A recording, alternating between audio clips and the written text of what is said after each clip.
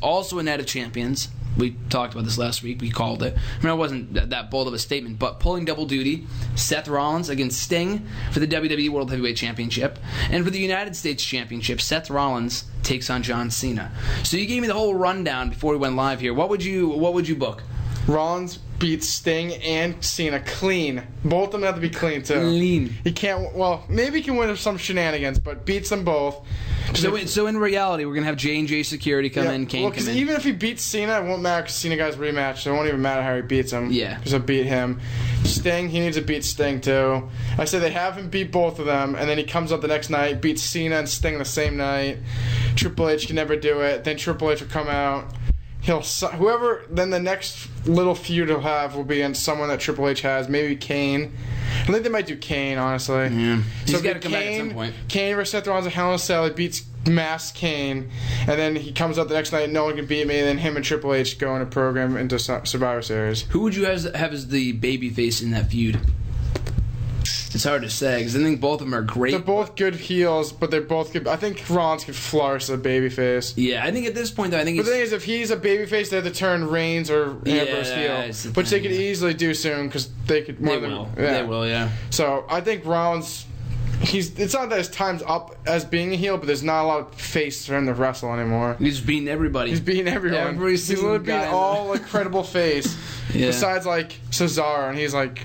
Kind of like he's beaten him before. He's beaten him before too, like on SmackDown, not in like big matches. Yeah, he beat him on SmackDown. He's beat him on SmackDown. He's literally beating everyone on the roster. All the baby faces, at least. All the baby faces. Yeah, I could see a nice little Wyatt program in there, maybe.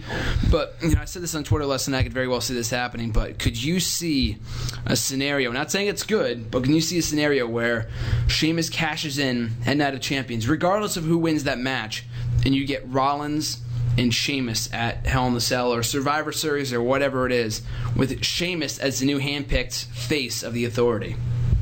Could you see that happening? I could see it happening, but I hate it. I don't want to see it happen either. I cringe at the thought of it, but I could see it happening just because Sheamus has to cash in at some point. I would just very well have him lose, to be honest with you. I think the perfect scenario, and I thought we were going to get a Night of Champions. It would have been cool.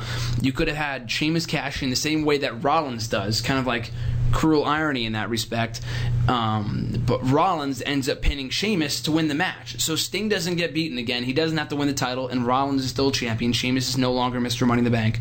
That's like a win-win-win-win situation. That is a good situation. That's like the perfect, that's like perfect for everybody involved. But I don't see that happening, unfortunately. They're probably just going to have... I would be happy if Sting won, but I'd also be fine with if they just gave him the belt back right at Hell in the Cell.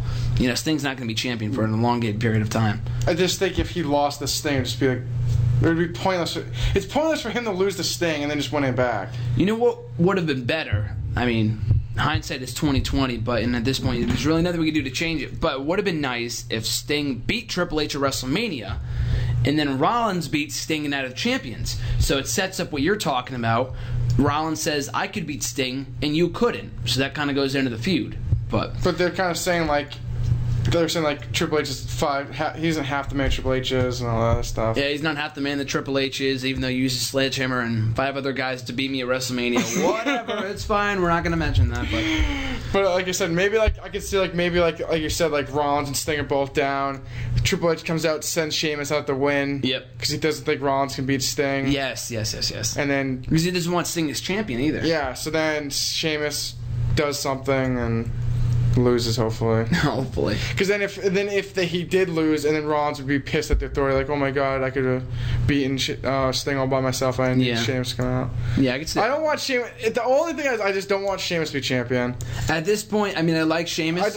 Honestly, I think I'd rather have Sheamus be champion than Sting. Sting he does not just ship at all.